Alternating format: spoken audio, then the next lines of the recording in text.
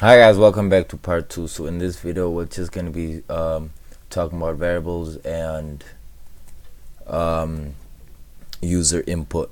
So what variables, everyone, you should basically know what a variable is. You should have your own definition of what a variable is. My own definition of variable is just like an open placeholder. That's what I think.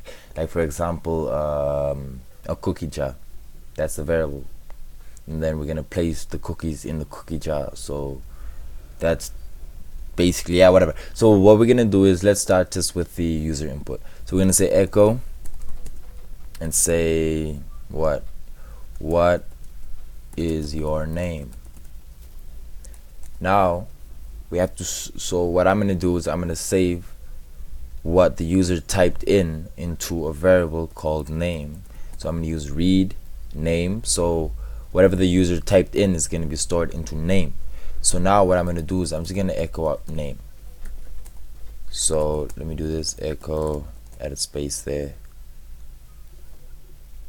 and then let me also add a space here. So I'm gonna save that and I'm gonna run it. So what is your name? My name is Raul, and I'm gonna save it, and then there you go, it's gonna say my name. So now to say hi, welcome, what all you're gonna type is gonna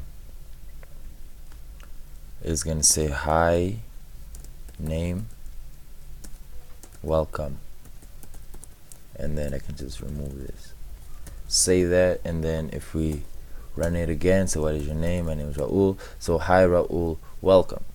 So basically that is a variable. You created a variable called name. You create a variable called name, and the user input is stored in the name variable. So yeah, thank you for watching this video. Please like and subscribe. I know this video was a bit boring. I'm a bit lazy now. The weather is also really awesome. It's gonna rain. So yeah, thank you for watching this video. I hope you liked it. Don't forget to comment. You can comment down anything you want. I'll reply you guys. Like this video, subscribe to my channel for more videos like this. Yeah, and I'm out.